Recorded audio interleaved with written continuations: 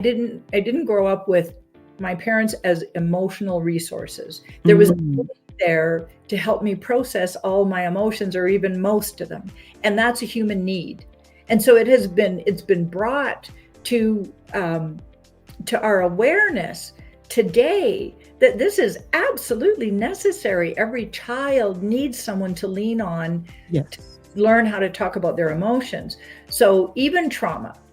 And if you remember, our wounds and trauma are stored in the right side of the brain, which is a subconscious. And they're stored in the form of physical sensations and emotions, not linear memories. Linear memories are a left brain thing.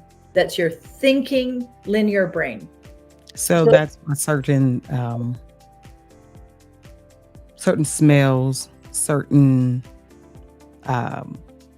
maybe going back to certain places, having a certain experience or a song or something like that can trigger a memory. It has to first, if I'm understanding what you're saying, something has to engage the functionality of the right side of my brain in order to trigger that linear thinking, to trigger that memory, so that I will think about it. But there has to be an action first.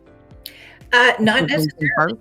If all you say is, why do I keep having this situation reappear in my life? Let's say you're dating. Let's say you're dating and you keep getting these guys that aren't for you, and they keep doing the same bad behavior. Say that's repeating.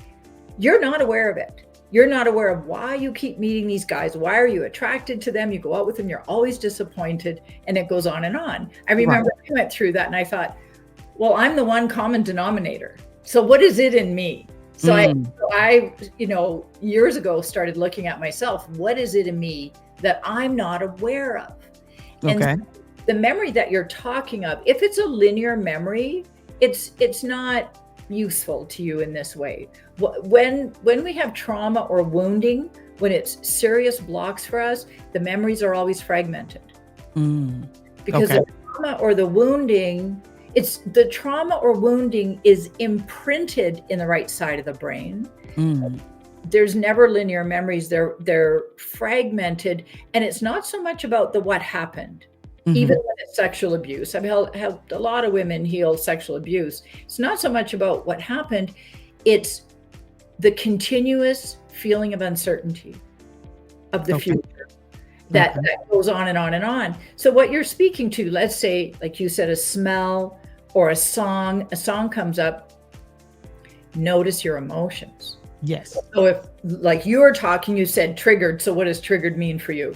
It's an unwanted emotion and you just can't get out of it. And you're like, this feels terrible, and you want to avoid it, or it's just really uncomfortable, hard to deal with.